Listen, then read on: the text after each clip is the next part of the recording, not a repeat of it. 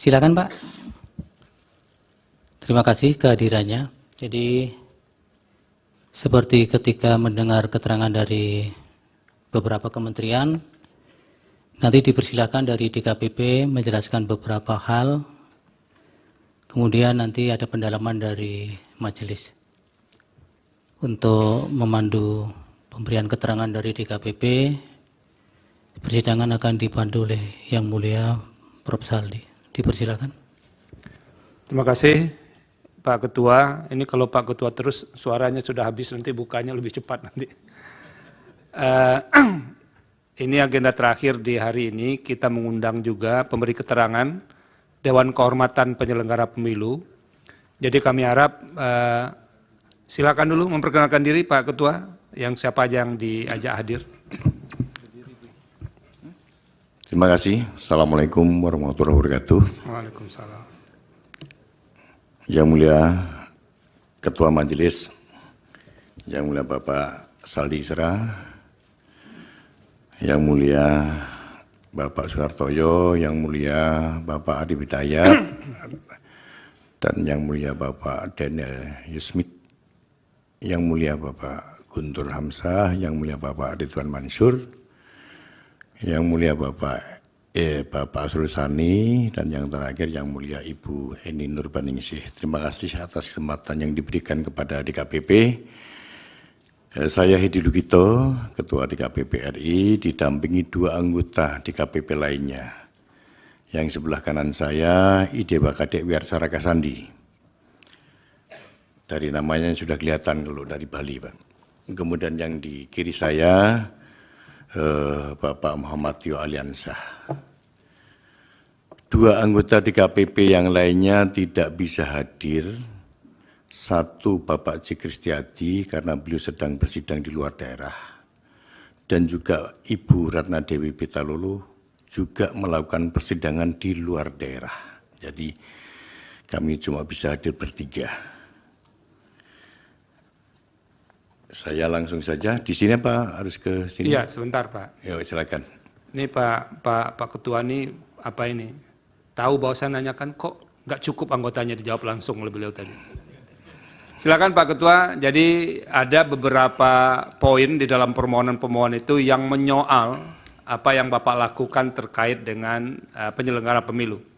Nanti disampaikan mungkin 15 sampai 20 menit. Nanti kita akan mendalami apa yang disampaikan itu. Dan untungnya pihak-pihak ini nggak akan menanya Bapak, cuman ini dialog dengan hakim saja yang disaksikan oleh pihak-pihak ini. Jadi Baik. agak lebih nyaman lah. Kalau diserahkan yang lain nanti pertanyaannya jadi lebih panjang begitu. Baik. Silakan Pak Ketua. Terima kasih Yang Mulia. Mohon izin.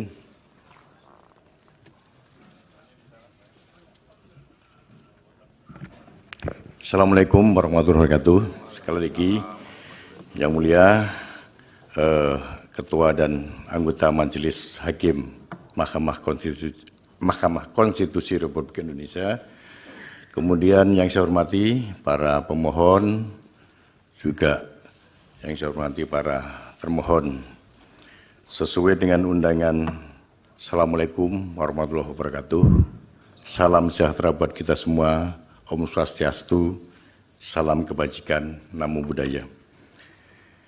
Sesuai dengan undangan dari Mahkamah Konstitusi nomor 11 tanggal 2 April, DKPP diminta memberi keterangan sesuai dengan fungsi serta kewenangannya dalam hal yang berkaitan dengan perkara nomor 1 dan perkara nomor 2 PHPU.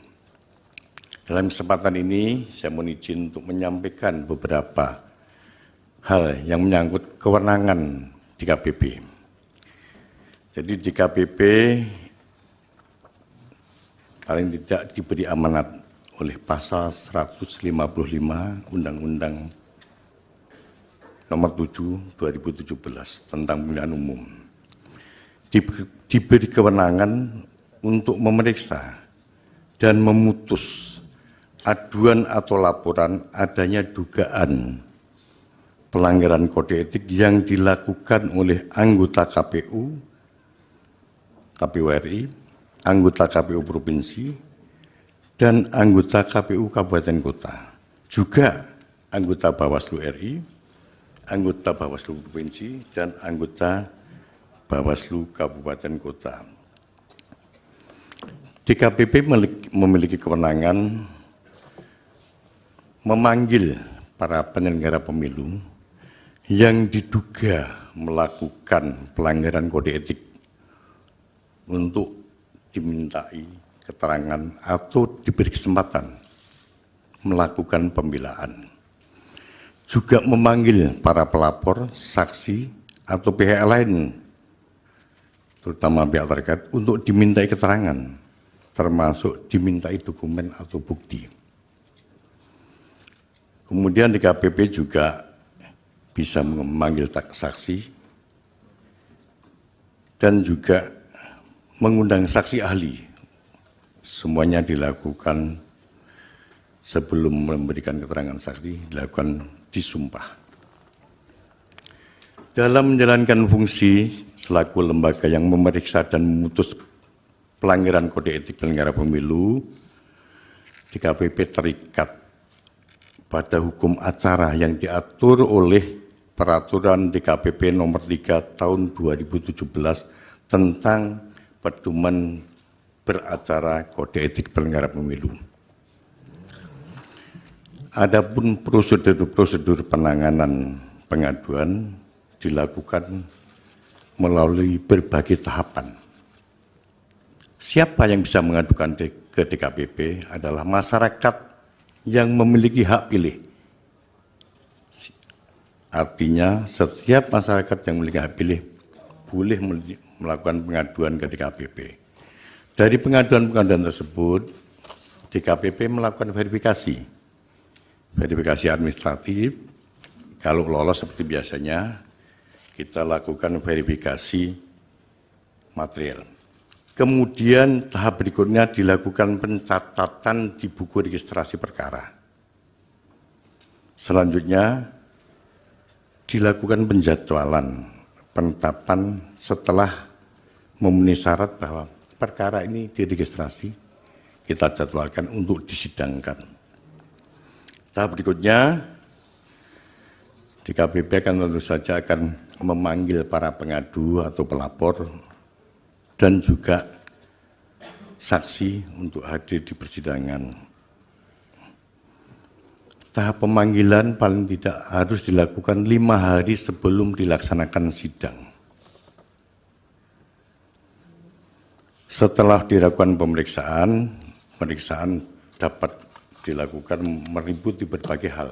Di antaranya memeriksa tentang kedudukan hukum pengadu dan atau pelapor, mendengarkan keterangan pengadu dan atau pelapor, mendengarkan keterangan dan pembelaan teradu atau terlapor, mendengarkan keterangan saksi di bawah sumpah, mendengarkan keterangan ahli di bawah sumpah, mendengarkan keterangan pihak terkait, memeriksa dan mengesahkan barang bukti. Kemudian tahap berikutnya menetapkan putusan. Putusan ditetapkan lewat rapat pleno seluruh anggota majelis dan anggota DKPP. Alhamdulillah, pleno DKPP selalu mencapai mufakat. Belum pernah selama periode saya, belum pernah terjadi dissenting opinion. Jadi selalu bulat dalam menetapkan putusan atau sanksi.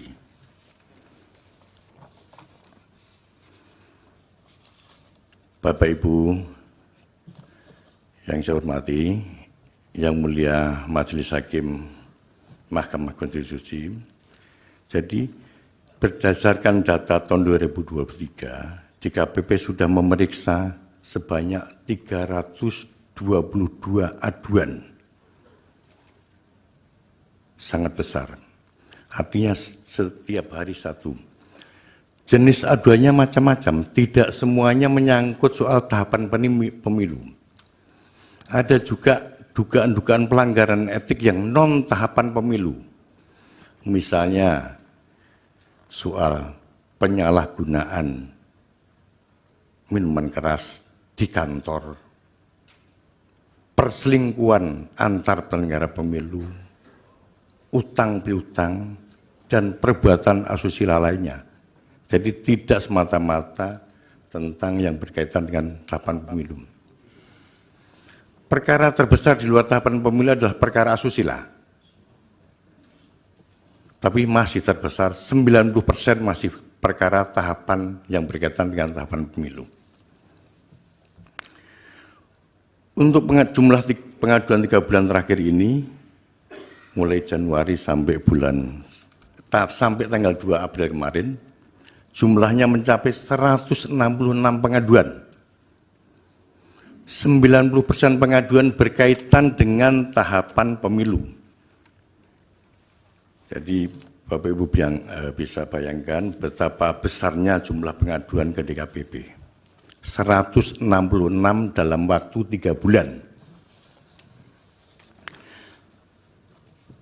Yang Mulia Majelis Hakim Konstitusi, dari jumlah 322 pengaduan tersebut yang ditangani DKPP tahun 2024, terdapat 4 perkara dengan teradu ketua dan anggota KPU RI terkait dengan pendaftaran pasangan calon presiden dan wakil presiden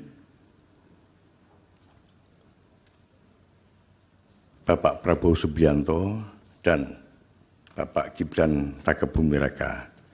Perkara itu diregistrasi dengan nomor perkara 135, 136, 137, dan 141. Dalam memeriksa perkara tersebut, DKPP berpegang teguh pada pedoman beracara Kode Etik Penyelenggara Pemilu.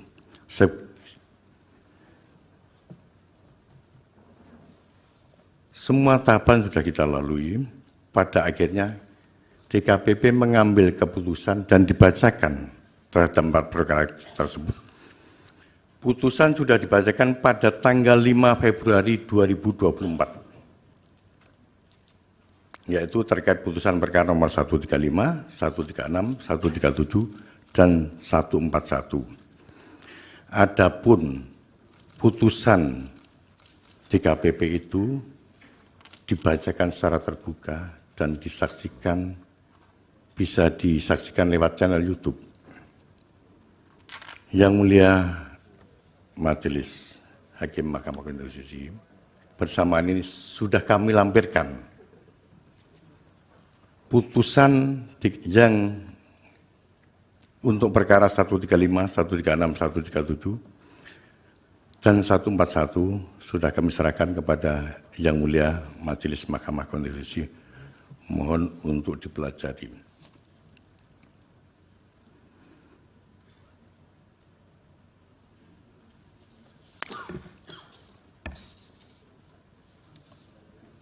Demikian yang bisa kami sampaikan dalam kesempatan ini. Terima kasih sekali lagi atas kesempatan yang diberikan kepada DKPP di ruangan ini. Selanjutnya bila ada pertanyaan-pertanyaan, saya harapkan pertanyaan tidak sampai menyangkut pada pokok perkara. Karena bagaimanapun DKPP meskipun sebagai penyelenggara pemilu diberi tugas sebagai majelis etik yang secara etika tidak dibenarkan membicarakan putusan DKPP di luar persidangan. Jadi karena putusan DKPP sudah kami serahkan kepada Yang Mulia Majelis Hakim Mahkamah Konstitusi, kami serahkan sepenuhnya untuk melakukan pengajian. Terima kasih. Akhirul salam. Wassalamualaikum warahmatullahi wabarakatuh. Waalaikumsalam warahmatullahi wabarakatuh. Terima kasih Pak Ketua. Ini akan ada sesi pendalaman, walaupun tadi sudah di warning ya bahwa tidak Ini susahnya sudah membuat pagar ini. Tapi pasti hakim konstitusi punya cara sendiri juga tuh untuk bisa membongkar pagar itu. Pertama dimulai yang mulia Profesor Arief Hidayat. Baik, terima kasih Pak Ketua Sidang. Yang pertama saya komentar begini. Ini ada mantan murid suruh dosennya mempelajari ini tadi. Ya, salah satu murid di Undip, yang kemudian juga Pak Hasim itu asisten saya. Jadi ini kok saya suruh mempelajari. Ini saya betulkan karena masih junior. Dimohon tidak pelajari, ya, berkas yang sudah dikirim tidak dipelajari, tapi dimohon untuk menjadi pertimbangan. Terima kasih, Prof. Baik, terus kemudian begini, DKPP itu kuasi peradilan etik ya, berarti ya. Benar. Oleh karena itu saya setuju, yang tidak bisa disampaikan adalah bagaimana situasi perkembangan yang ada di rapat permusyawaratan anggota, itu nggak bisa keluar memang, itu independensi. Ya, tapi kalau ada beberapa hal yang kita tanyakan, mestinya ini juga karena badan peradilan yang pengen untuk mengetahui semuanya, ya harus dibuka. Jadi batas-batasnya adalah apa yang berkembang dalam rapat permusyawaratan anggota DKPP itu nggak bisa. Misalnya itu tadi, ini yang selingkuh, ini yang minum keras siapa, ini nggak usah. Ya, tapi pokok-pokok yang dihasilkan bisa disampaikan kita secara terbuka.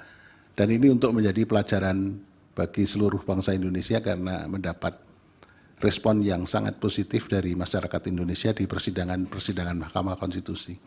Baik, yang pertama begini.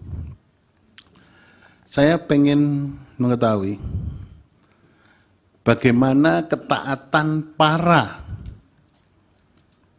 penyelenggara. Tapi sebelumnya begini, kenapa DKPP dihadirkan ke mahkamah? Itu pemohon 1, nanti kita minta direspon ya. Pemohon 1 itu di dalam dalilnya mengatakan begini, lumpuhnya independensi penyelenggara pemilu akibat intervensi kekuasaan dan intervensi kekuasaan dalam pencalonan paslon nomor 2. Itu. Jadi kenapa DKPP diundang ke sini? Karena itu. Jadi pemohon 1 itu mendalilkan lumpuhnya independensi penyelenggara pemilu akibat intervensi kekuasaan.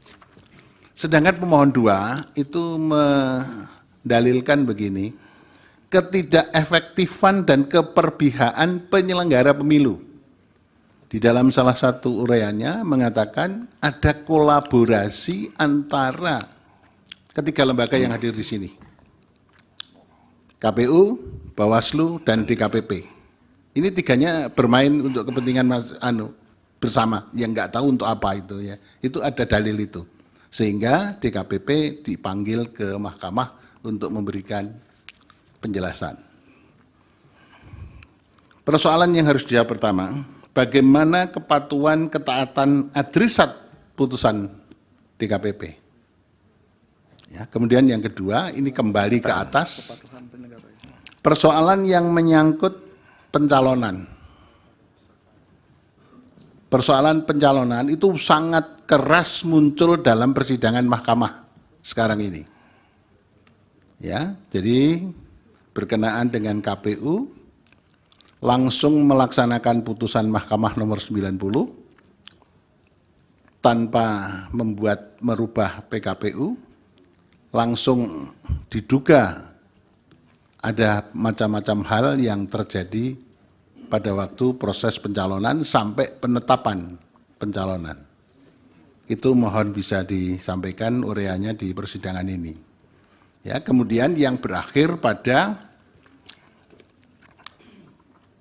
amarnya, kemarin itu juga muncul di persidangan ini, amarnya yang pertama, memberi sanksi kepada seluruh anggota KPU dengan teguran tertulis, ya, teguran keras, gitu. Teguran keras, peringatan keras terakhir, gitu ya. Nah ini terakhir ya, besok kalau ada pelanggaran lagi ya harus dibuang. Ya, jangan terus kerasnya keras terus, terakhir terus sampai enggak selesai itu ya kan itu. Nah itu ya. Jadi ada itu. Ini supaya bisa dijelaskan kepada kita. Kemudian pertanyaan berikutnya, apakah ada persoalan-persoalan yang serius pada waktu pelaksanaan atau pencoblosan yang dilaporkan kepada DKPP? Dan kalau ada, putusannya bagaimana? Dan menyangkut berapa orang, kemudian bagaimana ketaatan dan bagaimana perbaikan-perbaikan dalam rangka itu.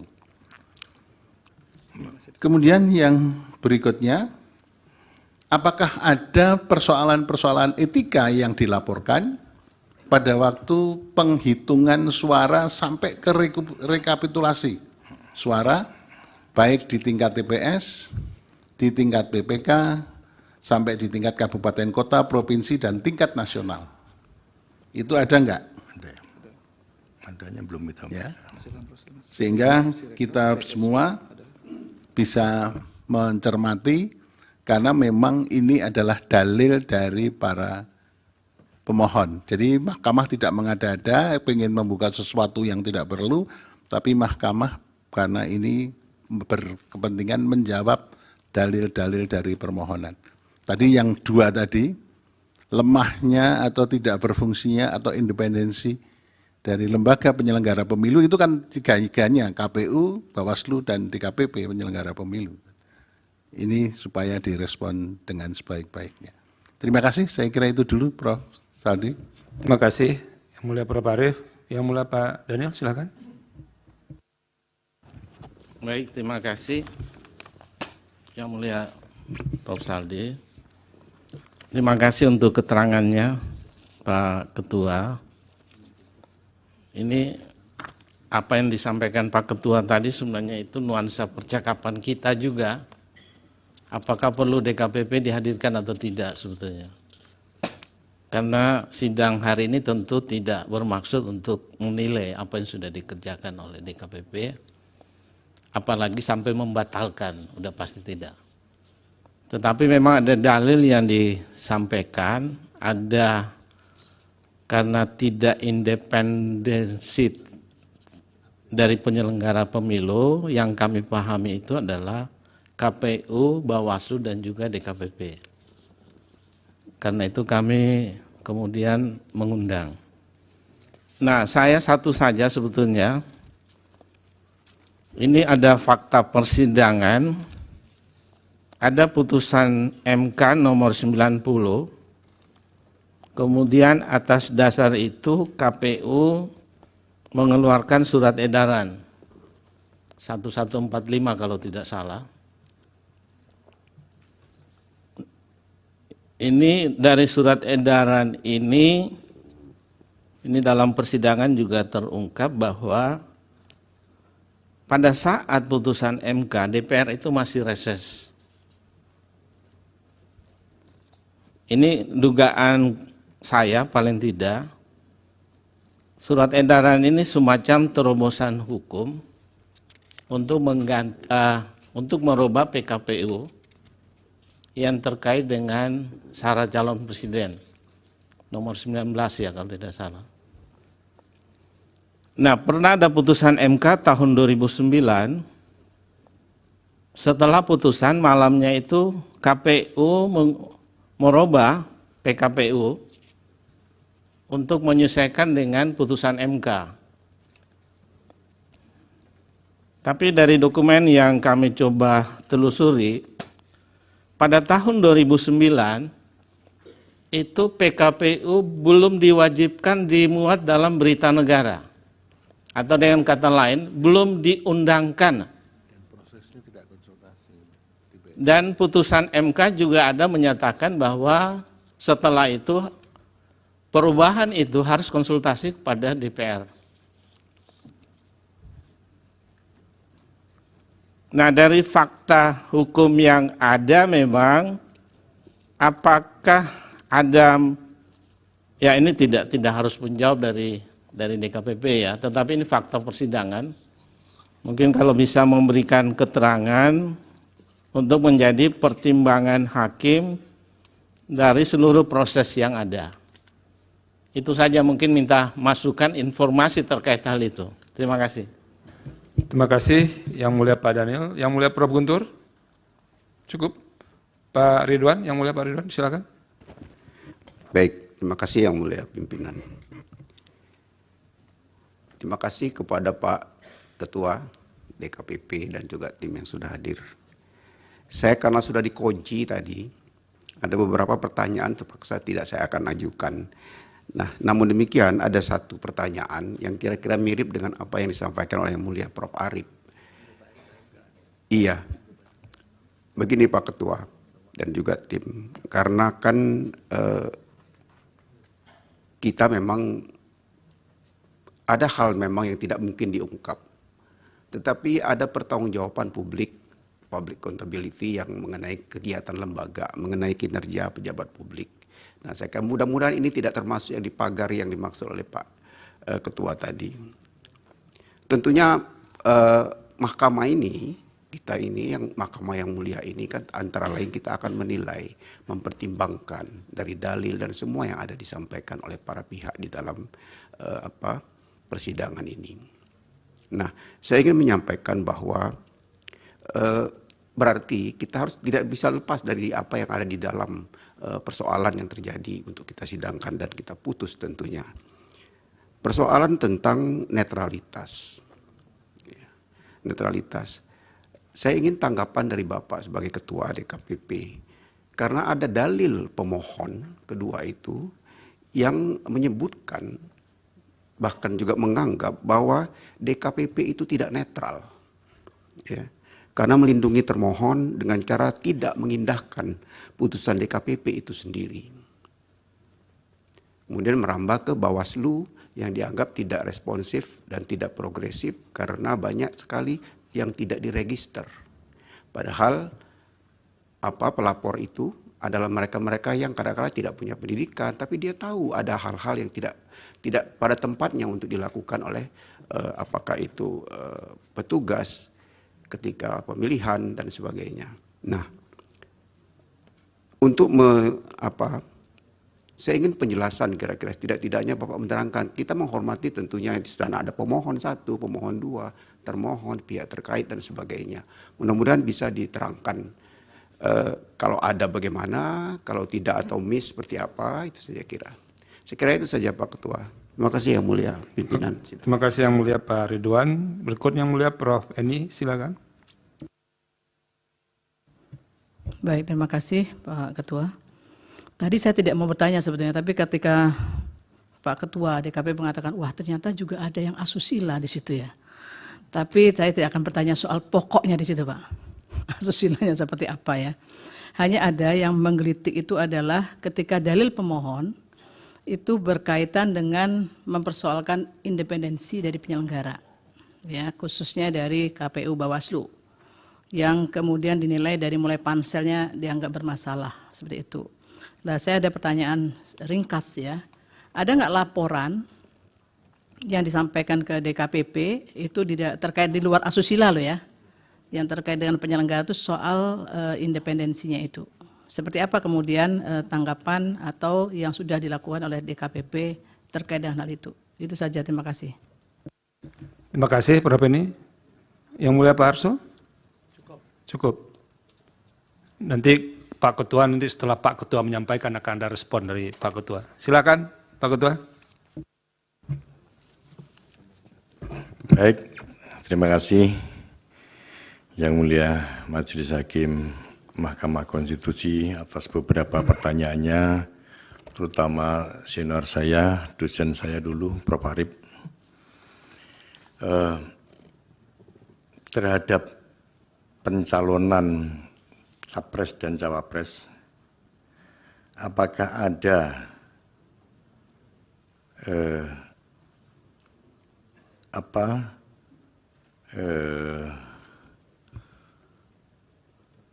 kepatuhan penyelenggara?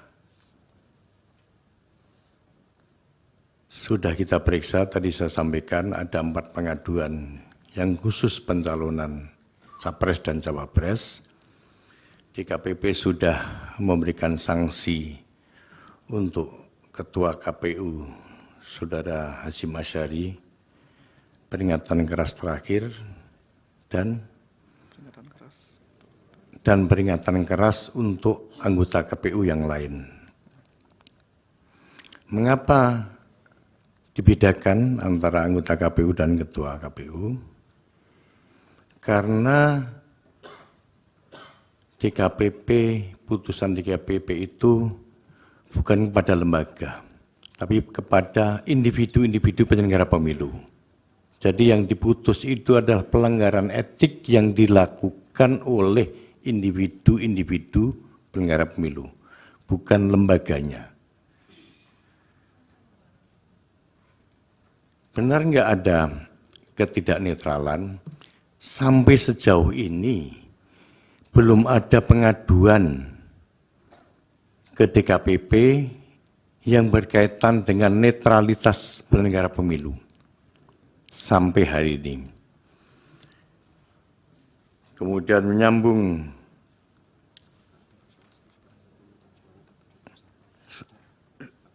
menyambung pertanyaan Prof. Daniel Yusmik, apakah ada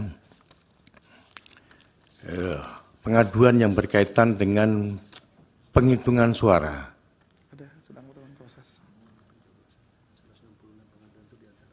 Ada 166 pengaduan itu, diantaranya adalah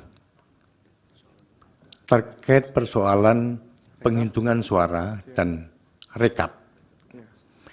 Hanya dari 166 ini belum kami sidangkan, masih dalam pemeriksaan verifikasi administrasi dan verifikasi material. Jadi belum kami jadwalkan sidang. Dari 166 itu hampir 90% berkaitan dengan tahapan, yaitu soal penghitungan suara, kemudian pemungutan suara ulang, dan rekapitulasi.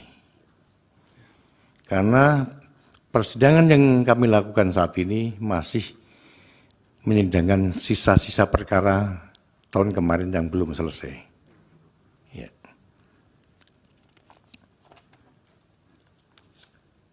Apakah ada persekongkolan di antara penyelenggara pemilu, dan bagaimana tingkat kepatuhan penyelenggara pemilu terhadap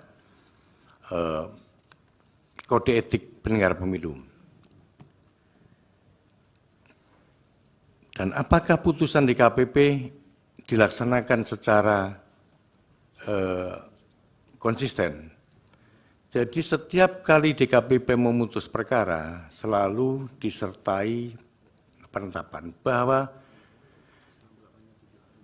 selambat-lambatnya 7 hari sejak diputuskan harus dilaksanakan. Sekaligus memerintahkan Bawaslu untuk mengawasi jalannya putusan ini. Dan sejauh ini hampir semua putusan DKPP dilaksanakan.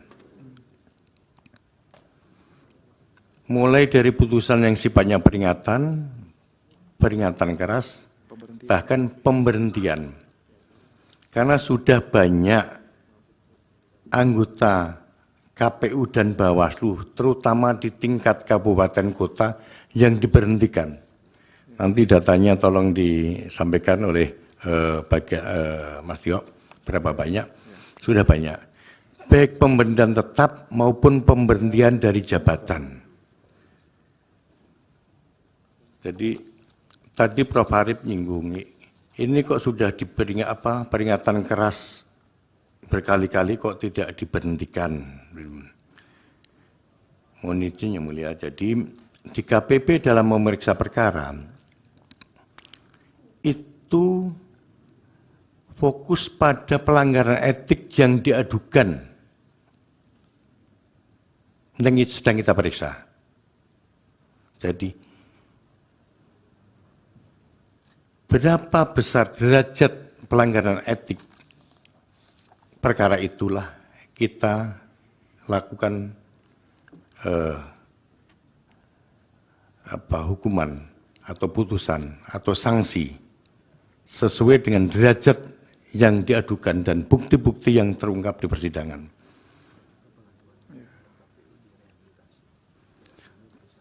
Dan tidak semua pengaduan itu diberi sanksi, karena dari tahun saya tadi sebutkan dari 322 di tahun 2023 itu yang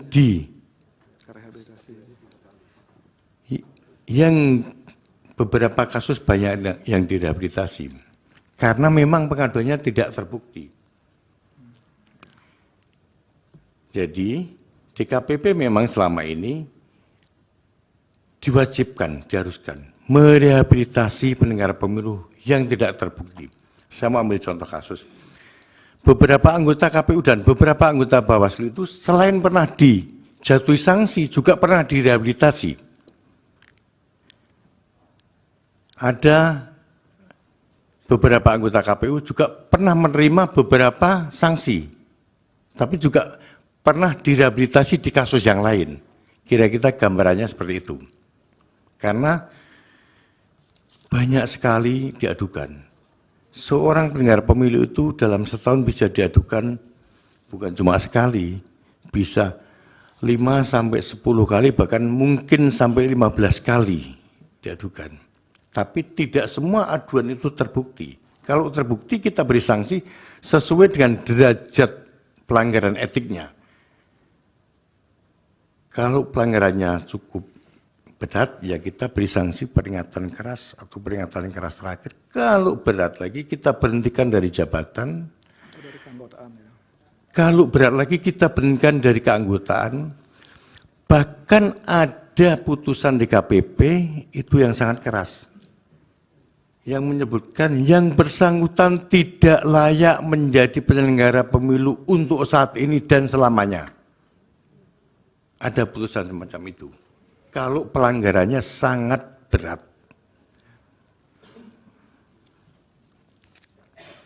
Jadi saya burungan, yang mulia, mohon maaf, saya burungan menjawabnya mulai dari Prof. Arief, kemudian Prof. Daniel Yusak, kemudian Prof. Ridwan Mansur. Ibu Eni Nurbaningsih yang saya hormati, apa tadi pertanyaannya? Independensi penyelenggara. Memang yang paling banyak dipertanyakan terutama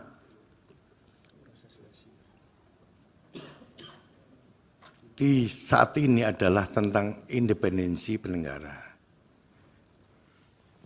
Pertanyaan-pertanyaan itu saya kira kita tidak bisa menutup mata dan telinga. Itu muncul di mana-mana. Dan saya juga, DKPP juga mendengar itu. Tapi sekali lagi Ibu ingin saya sampaikan, belum ada pengaduan yang berkaitan dengan independensi. Belum ya, bukan berarti tidak ya, belum ada pengaduan yang berkaitan dengan independensi. Tapi yang berbau-bau ada pengaduan yang berkaitan dengan independensi. Belum ya, bukan berarti tidak ya, belum ada pengaduan yang berkaitan dengan independensi. Tapi yang berbau-bau tidak independen ada. Karena misalnya penyelenggara pemilu berpihak pada salah satu peserta pemilu. Ada. Atau anggota penyelenggara pemilu menjadi pengurus partai politik. Itu pernah diadukan. Dan itu kita berhentikan. Itu yang terjadi. Jadi sebelum mereka menjadi penyelenggara pemilu sudah kita filter. Karena peserta pemilu tidak boleh menjadi penyelenggara pemilu. Jadi yang terindikasi kuat, bahkan yang terbukti dia anggota partai politik, kita berhentikan. Ada beberapa yang kita berhentikan. Jadi kalau pengaduan soal ini, kalau soal keterpihakan itu biasanya tercermin lewat pengaduan. Misalnya penyelenggara pemilu A, dia diadukan karena dia menggeser suara. Itu artinya indikasinya dia berpihak pada partai yang dia untungkan. Seperti itu. Tapi yang tentang netralitas penyelenggara pemilu secara keseluruhan, belum kami terima pengaduan itu. Pak Dewa ingin menambahkan? Cukup. Pak Tio, cukup ya. Begitu yang mulia Majelis Hakim Konstitusi yang bisa saya sampaikan. Mohon maaf bila ada kekurangannya. Terima kasih. Pak Ketua. Ini ada Prof. Arief mau memberikan respon lagi. Ini di antara para pemohon 01 dan pemohon pemohon 1 dan pemohon 2 atau paslon 1 dan paslon 2, adakah paslon 3, maaf, paslon 3. Ada yang pernah melaporkan ke DKPP mengenai KPU atau Bawaslu?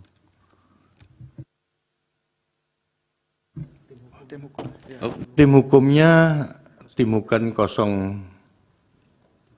03 pernah ada yang melapor di DKPP.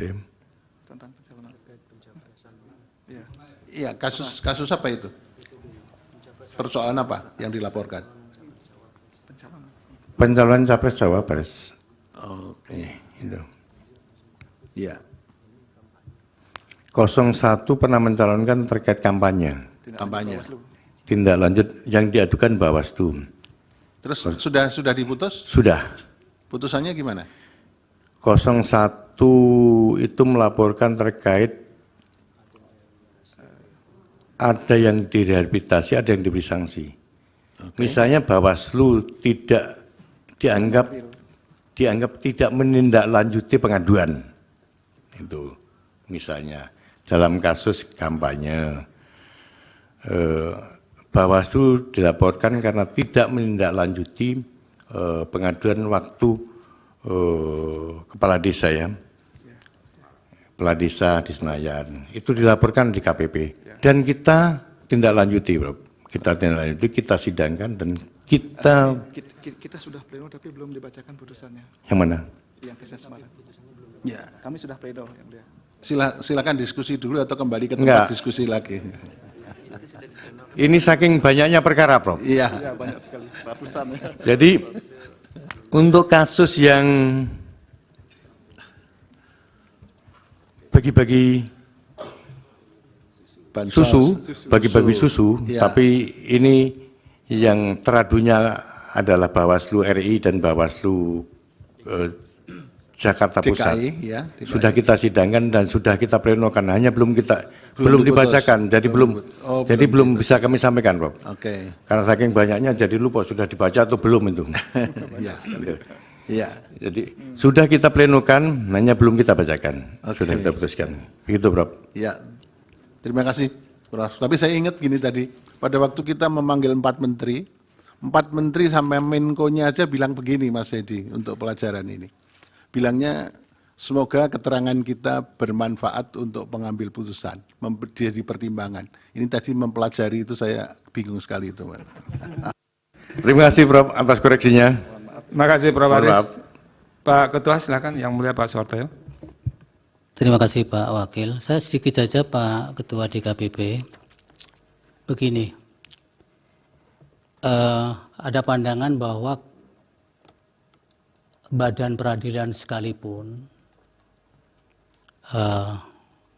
apalagi kuasi ya, badan peradilan sekalipun terhadap produk-produk putusan itu, memang betul ada pembatasan, itu kemudian tidak boleh didiskusikan, diperdebatkan, apalagi mendefend putusan. Jangankan terhadap putusan hakim yang bersangkutan, hakim lain pun tidak boleh diperlakukan oleh hakim yang lain, sebagaimana hal yang saya sampaikan tadi. Tapi nanti pada akhirnya terserah Bapak, kalau tidak mau menjawab, karena ini krusial perlu saya sampaikan di persidangan. Seandainya pun Bapak tidak mau menjawab, paling tidak sudah tercover di salah sidang hari ini. Begini, kami tadi mencoba membaca putusan 135 sampai 141 itu, Bapak. Sebenarnya saya ingin mencari pertimbangan hukum, di mana sih pendapat DKPP berkaitan dengan sikapnya dalam menilai pendaftaran Prabowo Gibran itu, selain kemudian diamar menjatuhkan putusan sanksi saksi kepada teradu itu. Apakah bisa dijelaskan sebenarnya pada titik itu di mana bagaimana sikap DKPP itu saja sebenarnya? Apakah memberikan penilaian bahwa yang dilakukan oleh teradu itu sudah benar atau salah? Karena memang menjadi kewajiban semua hakim sebenarnya Bapak. Kita memang tidak boleh memperdebatkan, mendiskusikan dan sebagainya, apalagi mendefend tadi. Tapi ketika ada warga atau pencari keadilan khususnya menanyakan maksud daripada putusan itu wajib bagi hakim yang bersangkutan menjelaskan. Sekedar menjelaskan. Bukan mendiskusikan dan kemudian apalagi memperdebatkan. Itu pantang Pak. Mohon saya bisa diberikan penegasan. Mungkin Pak Dewa bisa. Saya kira karena ini juga persidangan, saya kira juga Bapak bisa mendapatkan protek tidak akan melanggar kode etik itu. Karena yang membutuhkan adalah Mahkamah Konstitusi, sebuah badan peradilan juga. Silakan Pak. Silakan Pak Ketua. Terima kasih Prof. Suhartoyo. Yang diperiksa di KPP dalam perkara aduan itu adalah dugaan pelanggaran etik yang dilakukan oleh KPU. Dugaan pelanggaran etik yang kami periksa bukan persoalan hukum sah dan tidaknya pencalonan. Kami hanya meriksa ada enggak pelanggaran etik yang dilakukan oleh KPU ketika dia melakukan penanganan perkara itu. Putusan di KPP jelas ternyata ada pelanggaran etik. Tapi DKPP tidak membuat putusan hukum sah dan tidaknya pencalonan itu. Yang kita nilai ada enggak pelanggaran etik yang dilakukan oleh KPU. Apa yang dilanggar oleh KPU? Semuanya sudah kami tuangkan dalam putusan kami, Prof. Itu ada 2 poin paling tidak itu kan. Itu sudah kami tuangkan di dalam putusan kami. Jadi semata-mata adalah pelanggaran etik oleh KPU dalam menangani perkara dalam menerima pendaftaran Capres dan Cawapres. Sah dan tidaknya KPU memang melaksanakan putusan Mahkamah Konstitusi, itu kewajiban. Tapi dalam melaksanakan putusan Mahkamah Konstitusi, MK, juga KPU harus memperhatikan tata cara, memperhatikan pedoman administrasinya, harus diperhatikan agar tidak merugikan pihak lain. Tujuannya itu. Jadi yang kami periksa semata-mata etiknya KPU, tidak berkaitan dengan hukumnya. Saya kira itu, Prof, yang bisa kami sampaikan. Kalau Pak Dewa ingin menambahkan, silakan. Silakan, Pak Tio. Terima kasih, Ketua. Yang mulia, Hakim Mahkamah Konstitusi yang kami hormati. Pada prinsipnya, sebagaimana disampaikan oleh saudara ketua kami tadi, bahwa DKPP telah memeriksa dan memutus perkara terkait dengan pencalonan Presiden dan Wakil Presiden. Nah, secara ringkas, izin saya sampaikan sikap DKPP dalam menilai perkara ini, bahwa melaksanakan putusan Mahkamah Konstitusi secara hukum maupun etik adalah sebuah kewajiban karena lembaga penyelenggara pemilu terikat olehnya, dan itulah ketentuan konstitusi kita.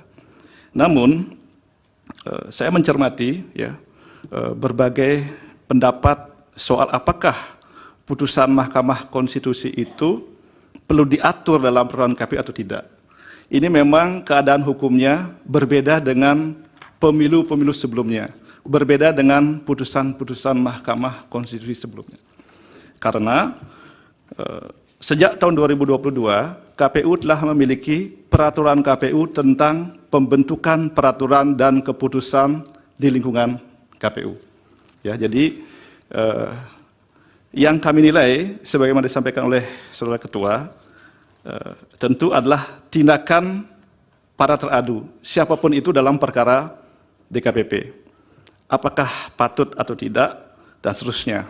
Karena dalilnya sekira telah menjadi pengetahuan umum, seseorang yang diduga atau bahkan terbukti melanggar hukum tentu melanggar etik. Tidak melanggar hukum bukan berarti tidak melanggar etik. Jadi kondisinya berbeda, dan itulah yang kemudian kami gali dan terungkap fakta-fakta dalam persidangan. Jadi bahwa terhadap satu hal yang menyangkut hak warga negara, sesuatu yang menyangkut hal-hal fundamental bagi kehidupan berbangsa dan bernegara, apalagi itu telah diputus oleh Mahkamah Konstitusi, apapun situasi pada saat itu menurut kami memang harus dilaksanakan.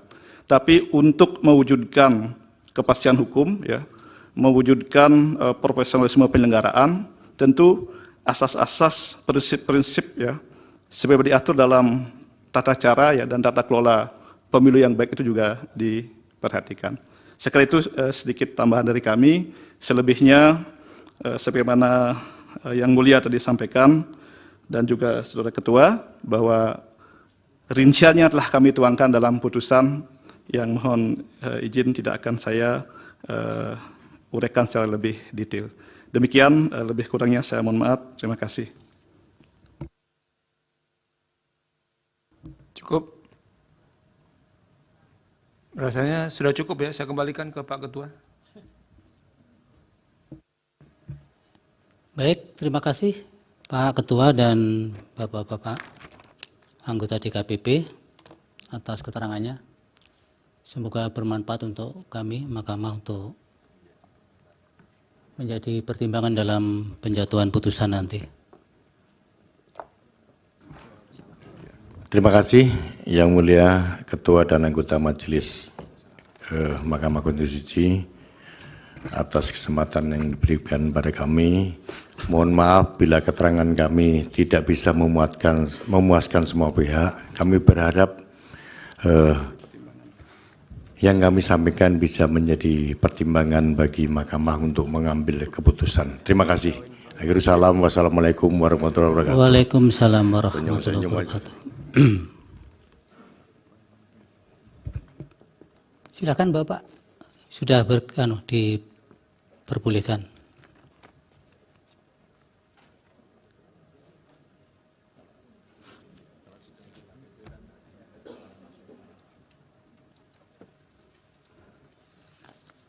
Baik, kepada pemohon 1, pemohon 2, dan termohon, pihak terkait dan Bawaslu, rangkaian persidangan sudah untuk hari ini sudah selesai. Mahkamah akan mengesahkan bukti yang diajukan oleh pihak-pihak dulu. Untuk perkara nomor 1, dari pemohon mengajukan bukti tambahan P310 sampai 312, betul? Benar Yang Mulia. Disahkan. Kemudian termohon T66 sampai T67, Pak. Betul? Betul Yang Mulia. Disahkan, Pak. Kemudian pihak terkait PT 50 sampai dengan PT 51. Betul, Bapak? Benar Yang Mulia. Kami sahkan. Kemudian dalam perkara 1 dan 2, Bawaslu mengajukan bukti tambahan PK1A, PK2A, PK3A, dan PK4A. Betul? Betul Yang Mulia. Baik, kami sahkan. Baik.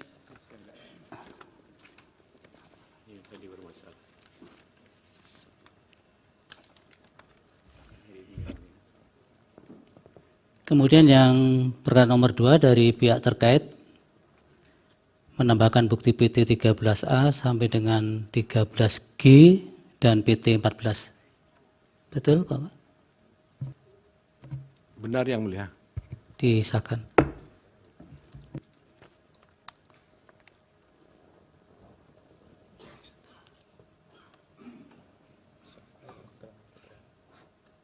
Kemudian untuk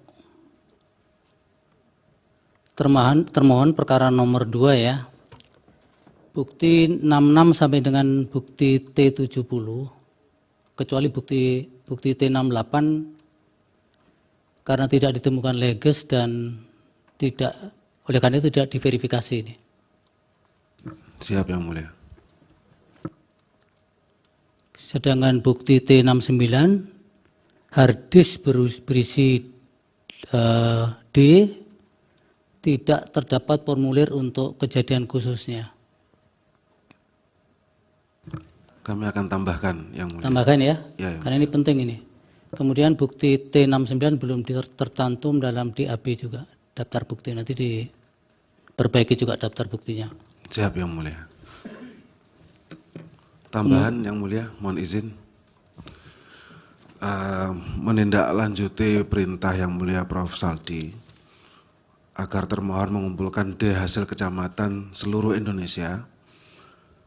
Kami termohon sudah berhasil mengumpulkan dalam bentuk soft file yang sudah ditata berdasarkan provinsi, kabupaten, dan kecamatan.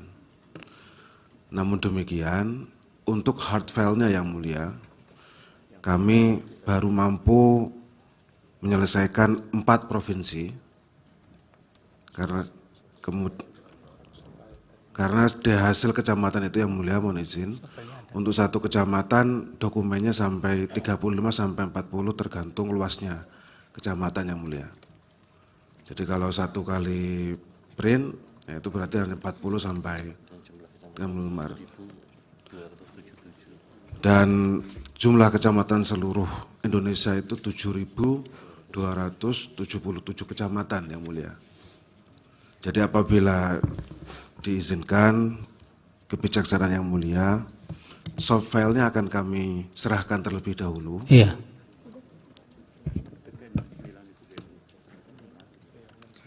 Yang T69 tadi Pak ya? Iya Yang Mulia. Iya. Ini juga menjadi perhatian untuk pemohon dan pihak terkait, termasuk Bawaslu. Ada dari pihak terkait 1 dan 2 untuk menyerahkan soft copy Word dan file keterangan-keterangan ahli dan saksinya juga belum diserahkan. Nah oleh karena itu tadi kami majelis bersepakat sekiranya ada hal-hal yang masih mau diserahkan, meskipun ini persidangan terakhir, bisa diakomodir melalui kesimpulan. Memang kesimpulan dalam persidangan Pilpres sebelumnya tidak dikenal, tidak diwajibkan. Tapi untuk mengakomodir hal-hal yang masih bagi mahkamah pandang masih krusial dan tertinggal ini, forumnya kan tinggal melalui penyerahan kesimpulan itu. Terlepas kesimpulannya mau dipergunakan atau tidak, jadi tidak wajib. Tapi bagi pihak-pihak termasuk khususnya pihak terkait, karena masih ada keterangan ahli dan keterangan saksi yang file-file keterangannya belum diserahkan, saya kira supaya tidak kemudian persidangan sudah ditutup tapi kok masih ada lalu lintas penyerahan dokumen-dokumen yang kemudian keabsahannya bisa menimbulkan persoalan. Untuk itu tadi para hakim menyepakati kita buka saja ruang untuk penyampaian semacam kesimpulan. Termasuk nanti merespon. Jadi para pihak juga boleh merespon apa yang disampaikan oleh 4 kementerian tadi dan DKPP dalam kesimpulan itu. Yang Mulia, ada batas waktu untuk penyampaian kesimpulan? Nanti waktunya kami tentukan, Pak Mulia. Nah oleh karena itu mohon ini dipahami bukan merupakan macam tidak konsistenan di PMK maupun apa yang sudah dijadikan pendirian mahkamah pada penanganan pilpres sebelumnya, tapi ini karena memang dinamikanya berbeda juga untuk persidangan pilpres hari ini. Oleh itu mohon bisa dipahami. Sehingga tadi kami berdelapan sudah sepakat bahwa mekanisme penyampaian hal yang perlu disampaikan sebagai bentuk kelengkapan dari proses persidangan ini bisa disampaikan melalui forum kesimpulan itu. Kemudian waktunya disediakan pada tanggal 16 April 2024 selambat-lambatnya pukul 12 langsung diserahkan kepada kepaniteraan.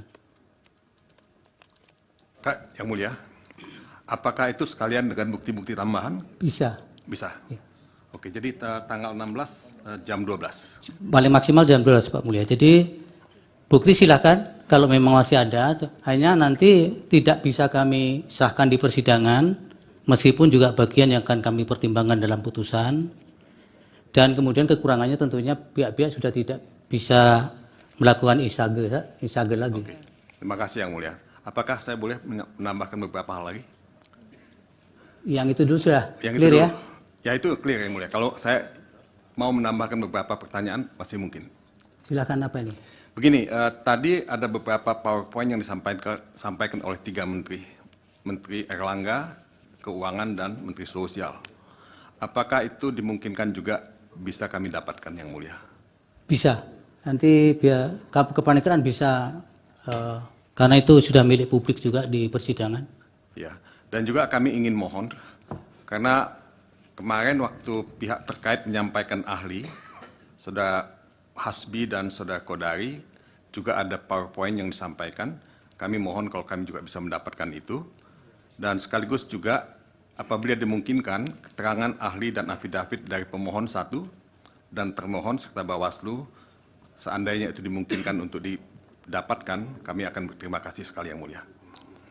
Kalau untuk pemohon 1 mungkin aksesnya tidak terbuka ya, karena kan masing-masing perkaranya berbeda. Oke. Kalau termohon Ya. dan pihak terkait? Kalau pihak terkait bisa, karena memang saling berhadapan-hadapan. Terima kasih yang mulia. Ya. Izin yang mulia pemohon 1. Ya, Pak. Sebelum ditutup, terima kasih. Jadi permohonan yang sama kami ajukan seperti pemohon 2 untuk keterangan tertulis dari pihak terkait, ahlinya pihak terkait, dan kemudian juga dari para pemberi keterangan tadi. Yang pertama. Kemudian yang kedua, yang mulia, terima kasih atas kesempatan diberikannya untuk menyusun kesimpulan. Namun demikian, pemohon 1 mohon kebijakan sekiranya tanggal 16 itu adalah hari pertama masuk dari libur panjang, diperkenankan tanggal 16 pukul 16 yang mulia. Jadi agak sore. Iya, yang mulia. Boleh kalau agak sore, karena hari efektif itu tinggal 2 hari Pak Heru.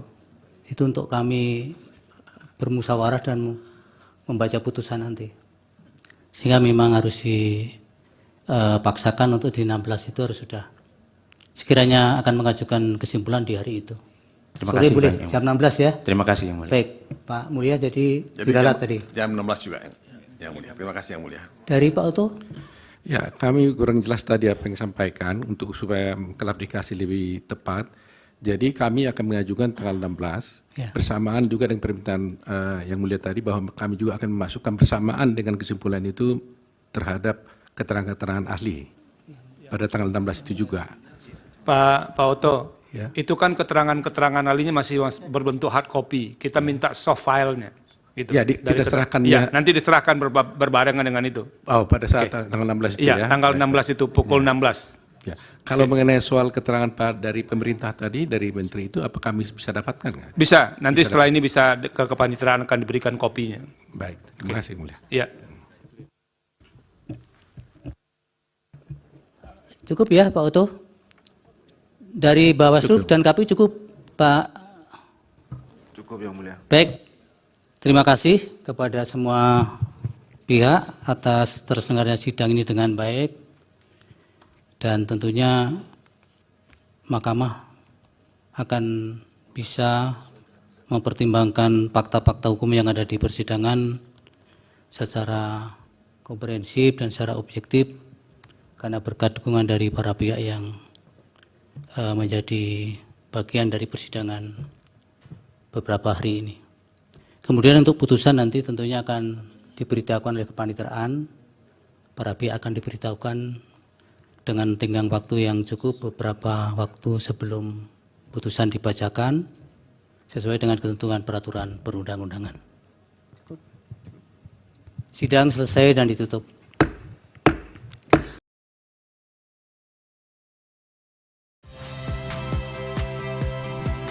Saya Yasir Neneama. Saksikan program-program Kompas TV melalui siaran digital, pay TV, dan media streaming lainnya.